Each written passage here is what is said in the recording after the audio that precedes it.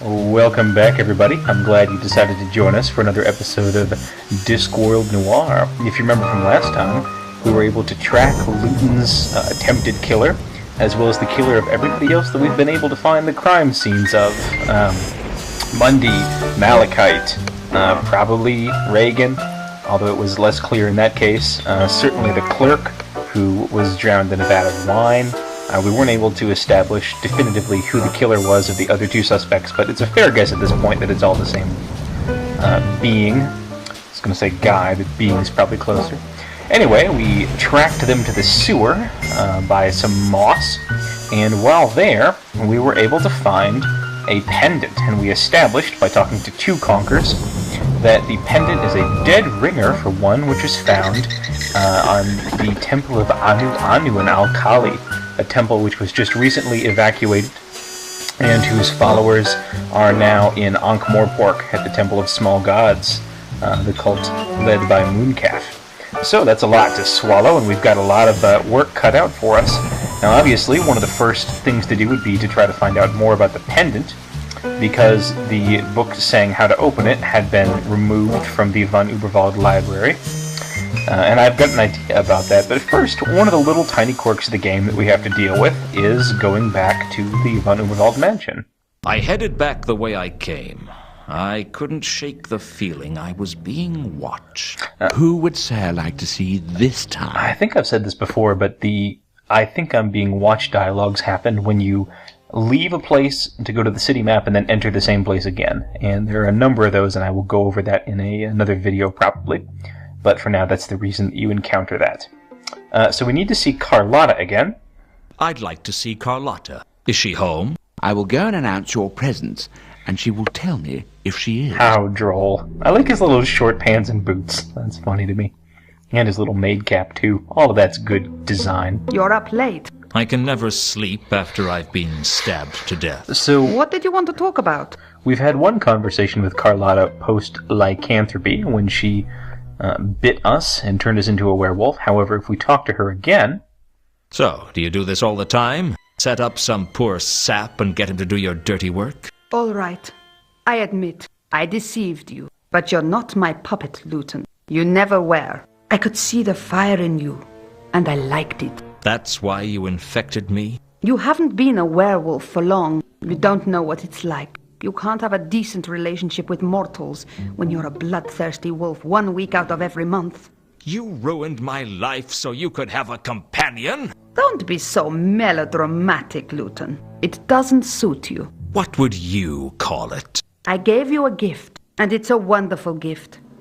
You just have to get used to it. Of all the washed-up men in all the cities on the disc, why did you come to me? Why does anyone do anything? We're all pawns in someone's game, Luton. The best we can hope for is to take charge of our lives. And don't forget, never forget, if I hadn't done this, you'd be dead. I saved your life. It wasn't much of a life to save. It could be. If I became your lapdog, I could never do that. I wouldn't ask you to. You're special, Luton. You're like me. The law isn't for people like us. What is? Well, that's another thing I've been trying to figure out for years.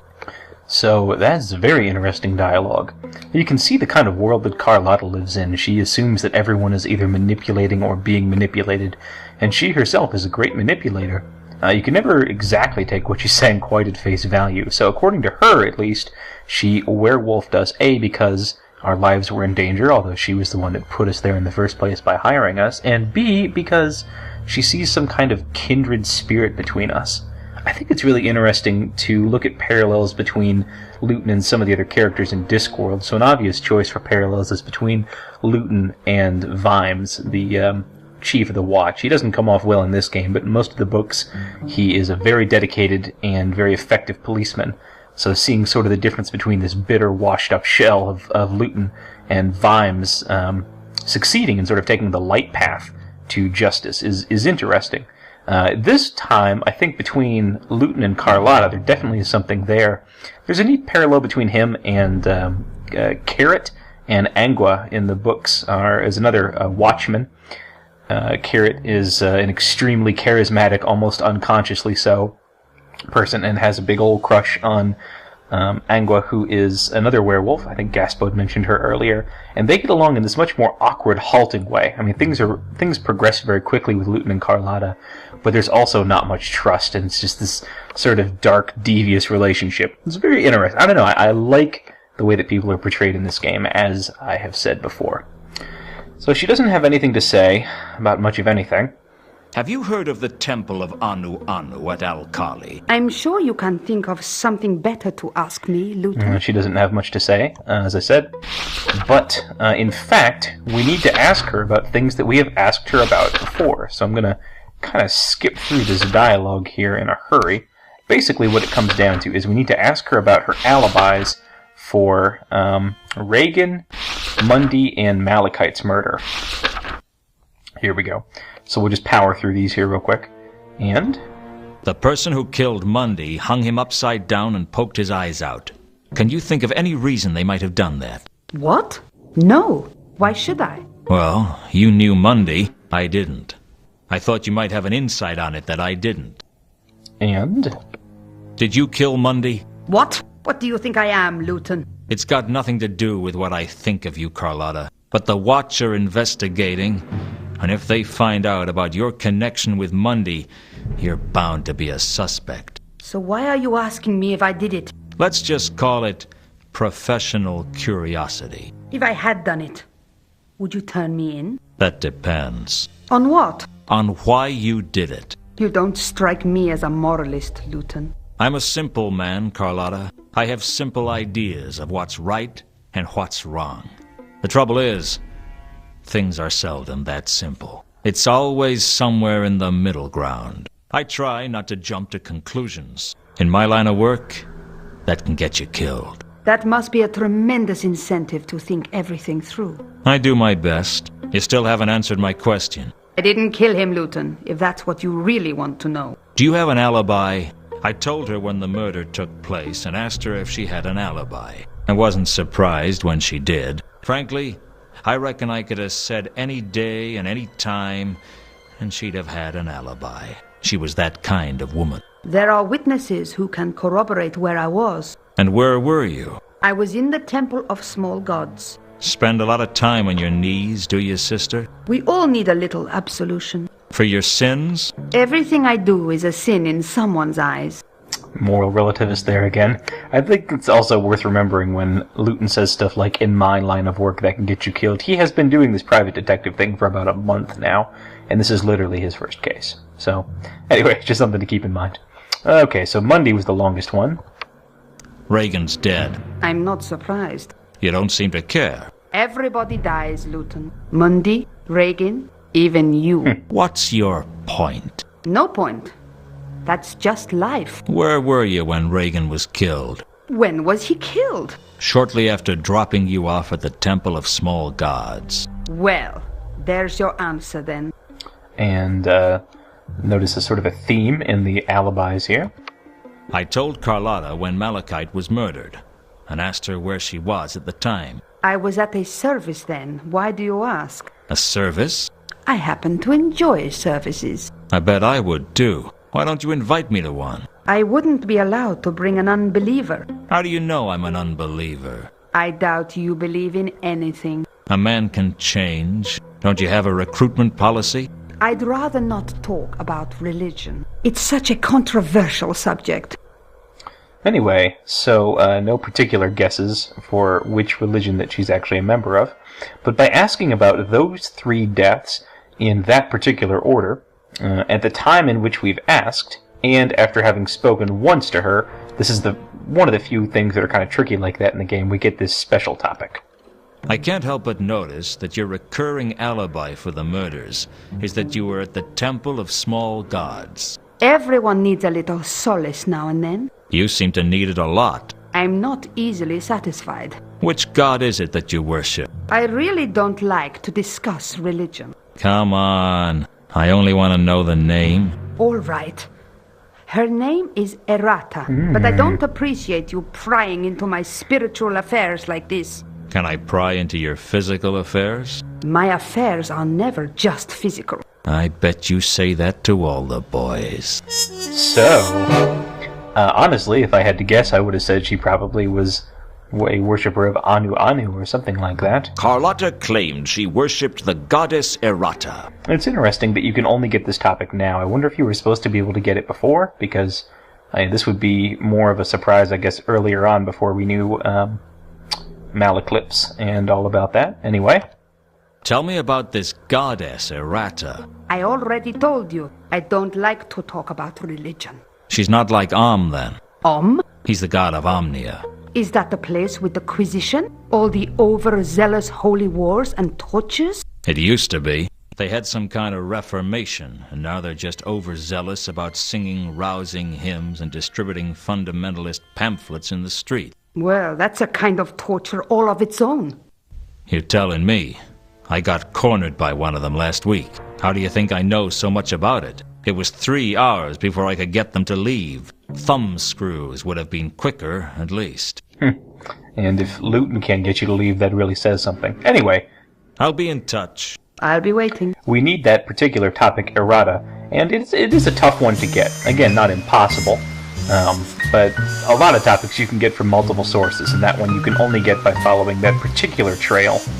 It took a long time for me to find the first time. So anyway, a logical place to go at this point would be the Temple of Small Gods, to check out Carlotta's alibi, and to ask, ask Mooncalf about her, ask Malaclips about a few things. However, instead of doing any of that, we're going to head to the new hall. Because, if you remember from before, on this Octarine board, which we can't see again, Luton decides not to go werewolf in this room again, they had a list of the books that they were going to study, and we know that there was a book on temples in the university library, which we are unable to access. And so, we need to find out about the Temple of Awww at Al-Khali, which is what this pendant is a part of, and one of the things that they were supposed to research, the students here, were the temples of, if I'm not mistaken, the Great Neph. And so, I've heard people complain that this puzzle was obscure or hard to figure out. I don't know, it seemed obvious to me the first time, so maybe I just hit it right. Anyway, we get the Temple of Awww. Do a little Octarine writing. I altered one of the subjects on the board, switching the Great Nev for Al-Khali. Now all I had to do was see if anyone took the bait. And we will give the students a little bit of time to read that and hopefully fish out the book for us. If you remember, the Bledlows will not let us into the university library, saying it's only for students and professors. So hopefully they'll handle that. And now is as good a time as any to go check out the temple. We only have a few topics of interest to talk to both Malaclips and Mooncalf. I need your help again. We already know what he says there. Do you recognize this pendant? It is an ambiguous Puzuma talisman. What does it do? It keeps away ambiguous Puzumas. Does it work? I don't see any Puzumas around here, do you? I walked right into that, didn't I? You sure did, Luton. Alright, let's see. Have you heard of the Temple of Awww at Al-Khali? So, interested in comparative religion, are we, Luton? Or perhaps you're an archaeologist? Given their propensity to smash open sacred monuments, loot them of everything of value, and generally desecrate sacred places everywhere, archaeologists are about as popular with priests as atheists. Mind you, in a world where gods are bad-tempered and damn good shots with a lightning bolt, nobody likes an atheist either. I see. Carlotta says she's a follower of Erata. Is that right? Bah! I am the only true follower of Erata in the whole of Ankh-Morpork. Unless you have seen the light, Luton. Seen the light? Do you believe in the ways of Erata? How could I not? Surely, Erata is the most worthy of all gods to follow. Either you've just had a miraculous conversion or you're learning to lie. Good. A useful skill in followers of Erata. So, he didn't exactly confirm that, I'll have to... He didn't exactly confirm that Carlotta isn't a follower of Erata. Still, I can't really see Malaclips giving out sermons And if you remember from before, Mooncalf seems to think that he's seen Carlotta at some of his gatherings. So you wonder if something isn't going on there, if maybe she's infiltrating the cult of Anu Anu, or if she's actually an Anu Anu follower and didn't want to mention him for some reason. But surely she'd know we could talk to Mooncalf. Look at this window over here. That's a moon in the center. Oh, cool. I think that's a wolf head, maybe? Although that looks like antlers, so I guess it could be a moose or something. I don't know. Man, I'd rather talk about this window than the pizza window, for all the talking about that we do. That's really creepy. You find new stuff every time through this game. I just really appreciate that. This is like my 6th time through, and I'm finding dialogue and things that I've never seen before. I have some more questions. Ask them. Anyway, I really like the voice acting for Mooncalf. I understand there's a temple of Anu Anu at Al-Kali. Indeed, one of the finest temples on the Disc. Then why are you here? Why not worship in your own temple in Al-Kali? Revengealism. What's that? It's where you go out into the community to attempt to convert people to your faith by threatening that something terrible will happen to them if they don't. Mooncalf wasn't telling me something, but I didn't know what. Logical, I suppose, but unsatisfying. Yeah, so we know that he's hiding something, but we don't quite have the knowledge to worm it out of him yet. Can you tell me anything about Erata? Bah! Maleclipse's deranged goddess. I do not waste my time with such trivialities. Alright. So, Anu Anu seems like a fairly typical god for the small gods. I mean, he's probably powerful in conjunction to the number of followers he has, and we're not exactly sure how many of those there are. It's definitely a cult instead of a major religion, so Mooncalf made it seem like it was a small business, but I guess it would be huge compared to Erata. Although, you wonder if Erata gets power in the same way the other small gods do. Gods usually get power in conjunction with the faith bestowed upon them, and it's fairly arbitrary. Whatever people believe of them, that's sort of what they become. But Erata is almost more like death in the sense that she's apparently a force or a concept made manifest, just like death is a being and is in fact, what happens to people when they die. Death comes. Erata might be sort of a misunderstanding, a sort of slippage in information transfer in Discworld. Or not, she's not actually a force at all, and we're just projecting that and inventing something and calling that force. Either one, I would say, is equally likely. Anyway, here's a book on temples. A copy of Frescoes and Fatal Traps of the Temples of Al-Kali miraculously appeared after I changed the octagon board. I guess the students took their studies more seriously than I thought, but fortunately they still didn't have much idea what it was they were studying most of the time. Excellent. So, we can't take the book with us. He'll just say he can't steal it if we try to. Let's look up the pendant. The pendant's design matched the one in the book for the seal of the temple of Anu Anu at Al-Kali. The temple was famed for its intricate door mechanism, and the book described how to manipulate the seal to open the temple doors. I used the same method on the pendant, and it opened with a faint click. Excellent. Inside was a small piece of paper with names on it. One name leapt out at me. Therma. I decided to keep the list to myself. Well, let's read the rest of them and find out who's on there. The names on the list were Mooncalf, Satrap, Therma, Coom, Gelid, Warb, Foyd, and Kondo. Some I recognized. Some were strangers to me. The question was, what did they have in common? Why did someone have a list of their names, and how did they get it into the pendant? Aww, Warb. What's he doing mixed up with these guys? So Mooncalf we know, Therma we sort of know, through whispers and murders. And Warb, I hope he's not caught up in anything. He seems so nice. And he helped us. Oh, he did help us to get the sword, which was later recovered. Oh. Well, I guess we don't know exactly what his involvement is yet, but I like Warb, so I hope he's not actually malevolent in this case. Anyway, we've got this list of people now. Remember, the pendant was on the ship. We found it in the nest of whatever creature has been killing people. So presumably, it A, knew about the temple of Anu Anu at Al-Khali, so it had some archaeological knowledge, so it was able to open it, and B, needed a list of these names. Just the fact that Mooncalf's on there makes us want to investigate more the Temple of Small Gods. Let's see if Malaclips knows anything. I need your help.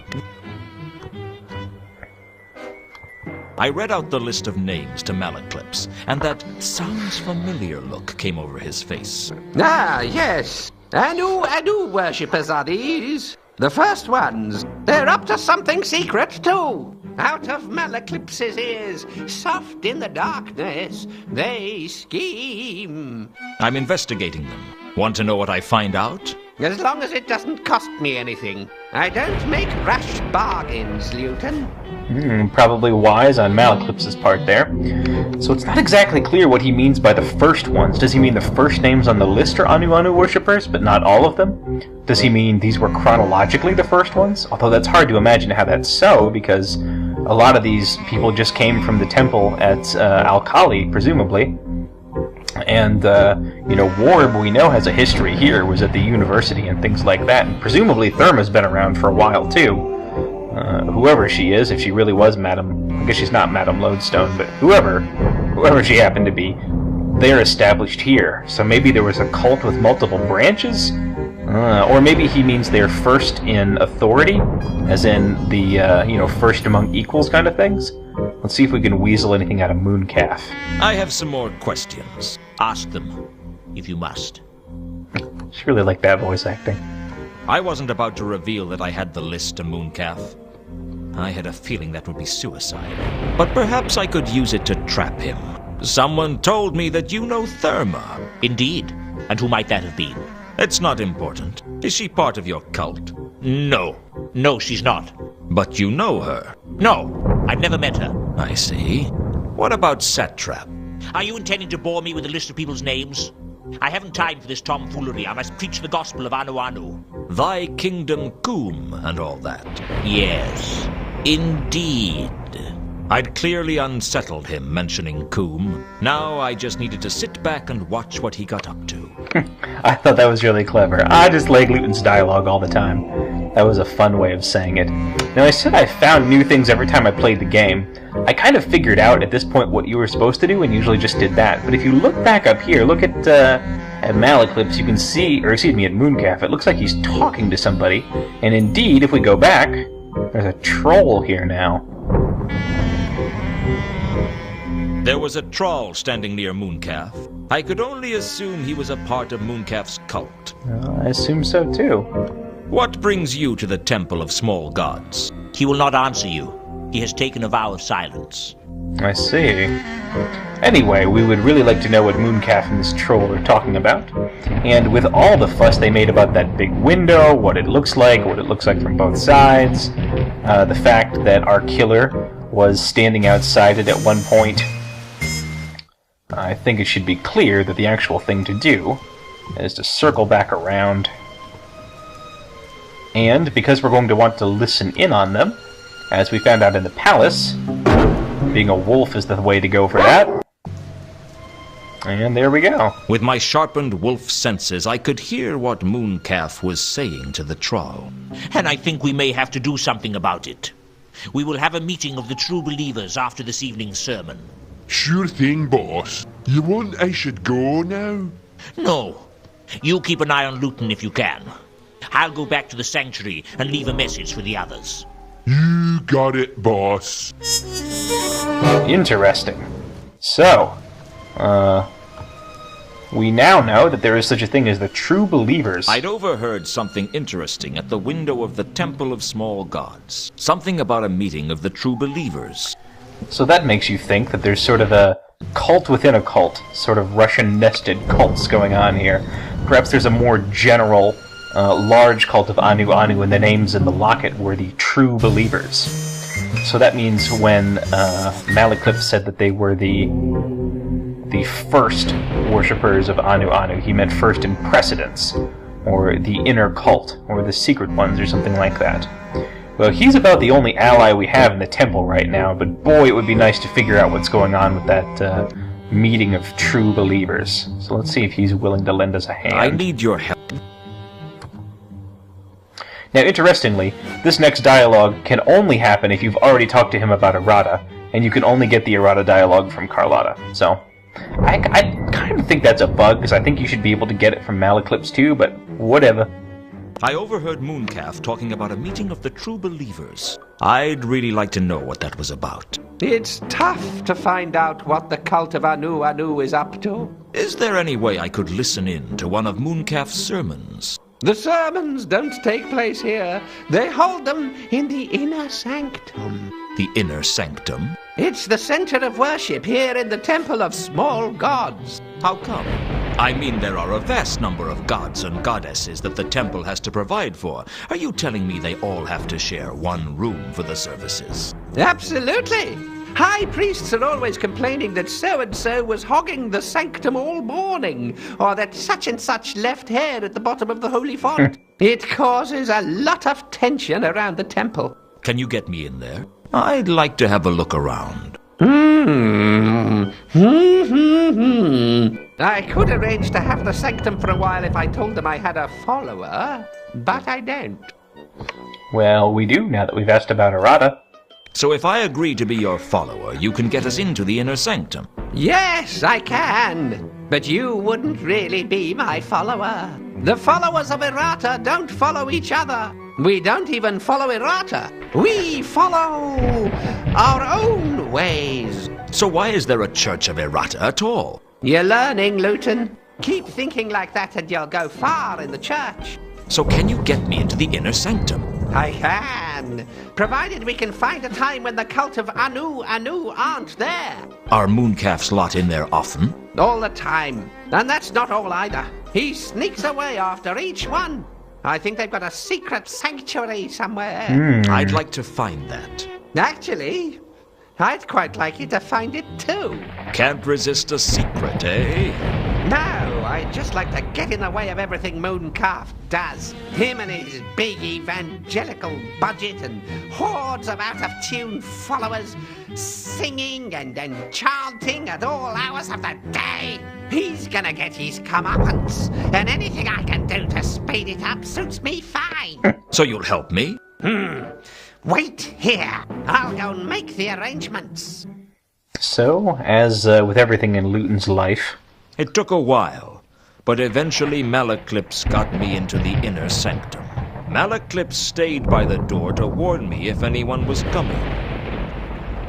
As with anything in the Discworld, and Luton in particular, anything worthwhile is accomplished by pettiness, so Malaclips has got us into the inner sanctum. Seems small for a big cult, but apparently Awww was able to bring a lot of followers over from Alkali.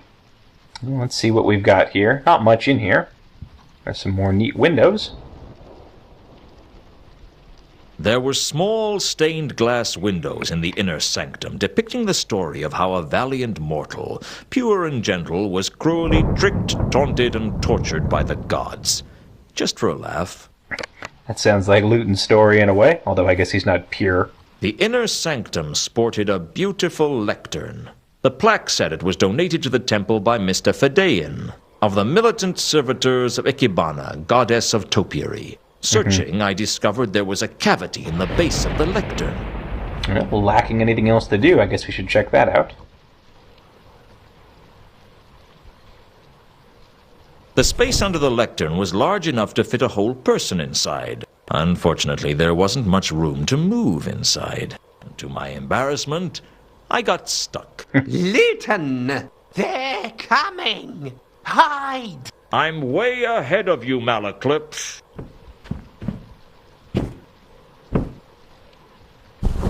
It's the man Dearly himself. beloved, we are gathered together in the sight of our God, Awww, to speak of our devotion to the Anointed One at this, our time of need. But before today's sermon, I'd like to read from the cult bulletin for a moment.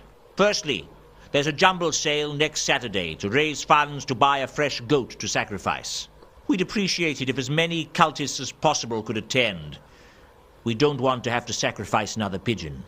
It hardly befits a deity of the illustrious wonder of Awww to be sacrificed another of Mrs. Jerboam's gerbils either. Yes, I know they breed like flies, but that's not the point. The sermon was one of the most tedious things I'd ever had to listen to. And as if that wasn't bad enough, then the hymns started. Why the gods wanted to listen to such droning monotony was a mystery to me, but I suspected they just liked to make the mortals suffer. Given Discworld cosmology, they probably like to do it because we think they do. The temptation to sink something sharp into Mooncalf's feet was getting very hard to resist. But no, we'll do something else. We want to follow Mooncalf, and we can smell, so if we put something very strong-smelling on Mooncalf's feet... Incidentally, if you don't do this quick enough, I sprayed Mooncalf's feet with Sapphire's trawl perfume. That should make the little psychopath a little easier to follow. I was going to say, if you don't do that in time, he moves away and you have to repeat the whole sequence, getting Malaclips to let you back in to the sanctuary and everything. I think they just do that because it's not guaranteed that you'll have the troll perfume at this point, so they want to give you a chance to get it. Could be frustrating if you didn't pick up the troll perfume, because there's no reason to go back to Sapphire's dressing room now. Anyway, time to follow. Sapphire's perfume cut through the stench of the river like a trawl wading through a dwarf street rally. The bright reek led into the shades, the oldest and most dangerous part of the city. We get a nice little FMV to show us what's going on. I guess we're a full wolf now is what we're supposed to be. As a wolf, I listened to what the so-called true believers were saying through one of the windows of the sanctuary. Greetings, brethren. I call to order this extraordinary general meeting of the secret cabal of the true believers of Awww. You smell nice tonight, boss. What? What is that? KC2? What are you blathering about, Foyd? The troll Anyway, is Foyd. I see we're all present. Therma not present, boss. What is that accent? Therma has to keep a low profile at the moment. I'm sure it's something Do not recognizable. concern yourselves with her absence. Okay. Why should Therma have such special status? I have important business of my own to be doing, and these interruptions aid no one. Can't hear that. Quiet, Satrap. Aww. Mooncalf wouldn't have called us together if it wasn't important. Aw, Indeed warm. not. There is an investigator, a Mr. Luton, who's been asking worrying questions. I think he may know about Nylon AEP. I do now.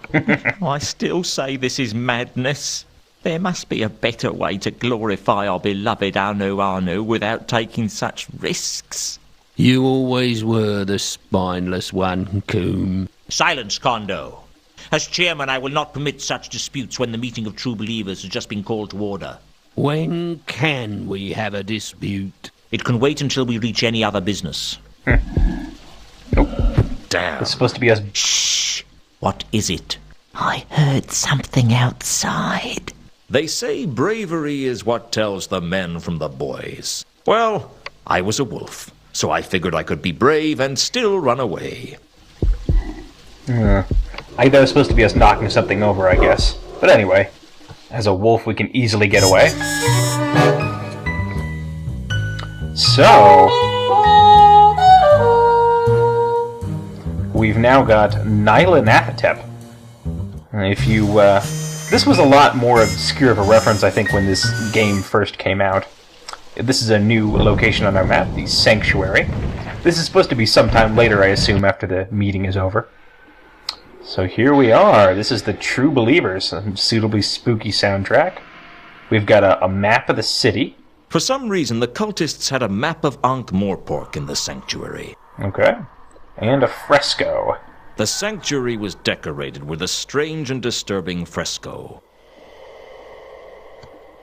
Closely examining the fresco, I could see that one of the symbols made a frequent appearance. The recurring symbol on the fresco was like a distorted star with an eye in the center. I wasn't Creepy. sure what it was.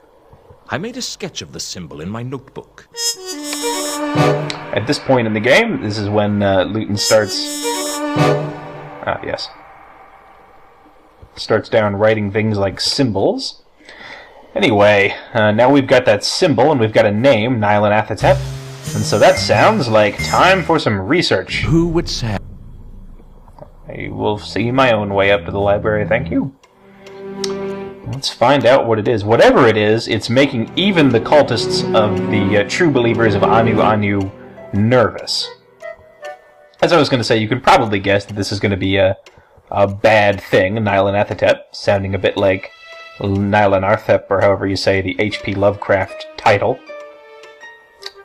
The awful The ancient... Necrotelecomnicon was a book that legend spoke of, saying that any mortal man who read it would be driven insane. I learnt about it from a copy of Necrotelecomnicon discussed for students with practical experiments that I found in the library. Perfect. In this tome, there is a description of the old dark gods of the Disc, including the terrible laddering holler, Nylon AEP.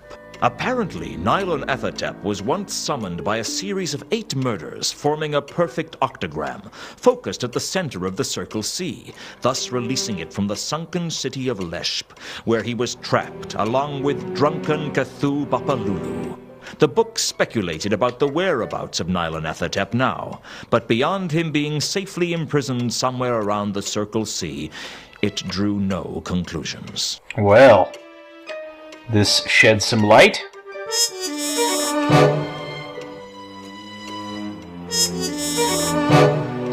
We now know that Nylon AEP, as if there was any doubt, is a Lovecraftian kind of thing.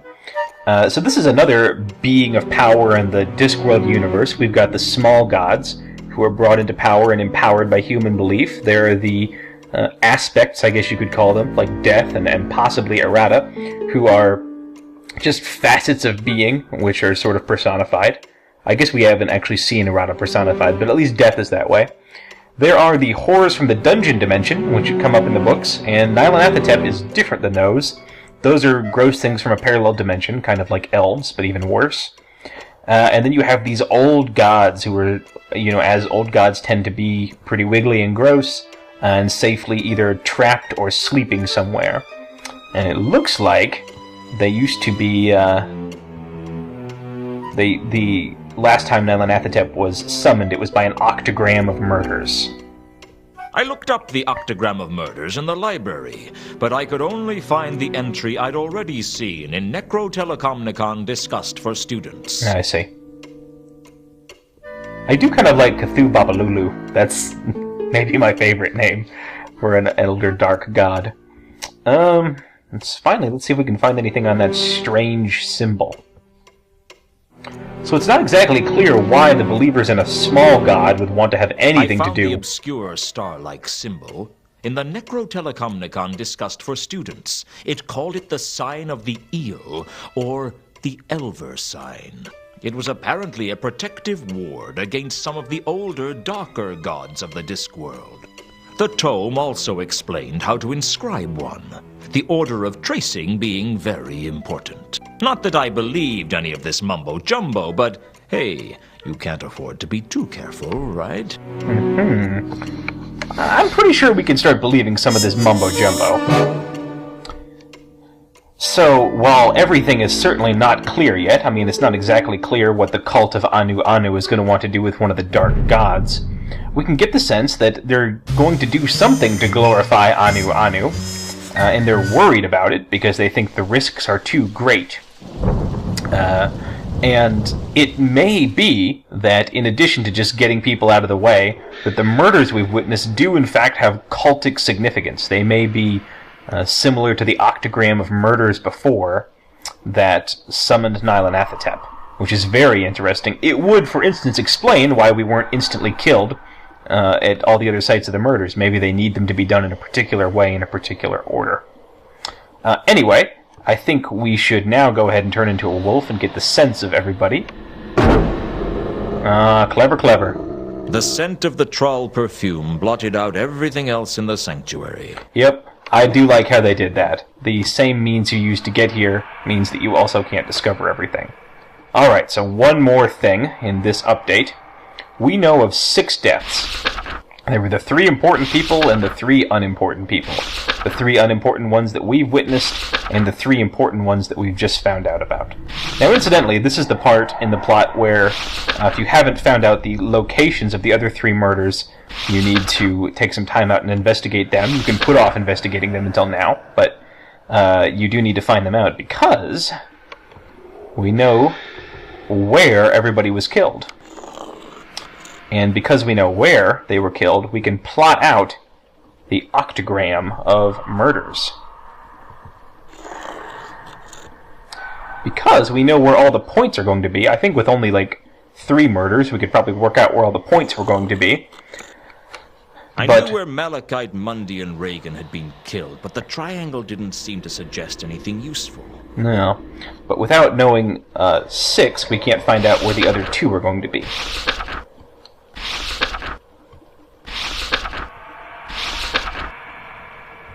Interestingly, it starts telling you something every time you put in a new one now, which I'm not sure why, but whatever. I knew precisely where 4 murders had taken place. I needed more information. Yeah, well, we had it, Luton, so just calm down. Matham, Saifa. One of the I guys... had found the precise location of 5 murders. Oh, guys I or needed girls? to know more. I'm not sure exactly, but one of the cultists' name was Coombe. I'm not sure if that's a reference to Coombe Valley, which was a major plot point in one of the books. It is remembered as a major battle between trolls and dwarves. It was actually something different, but I'll let you read the book if you want to find out more about that. I think that might be with a K, though, not a C. Anyway, so let's trace out this final one. The murders were marking out a perfect octagram, just like the one that had been used to free Nylon AEP from sunken Leshp centuries ago. If I was right, there would be 2 more murders, one in Dagon Street and one in the Wizard's Pleasance. If I knew which one was next, I could stake it out. In the center of the octagram was the Disc Theater, which almost certainly meant some kind of cosmic evil was entombed there. I can't say I was enthusiastic at the thought of checking it out.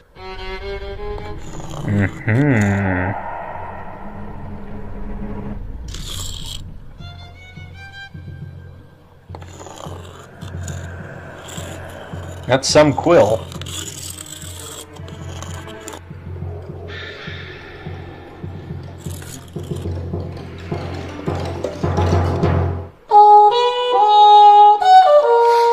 Alright, so that has really marked out our next series of tasks for us.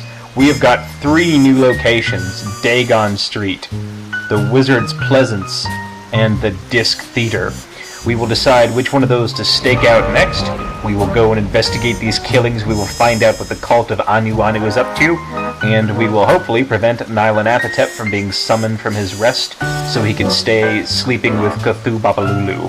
But we will do all of that next time. Let me know in the thread which one you'd like to check out, and I will see you later.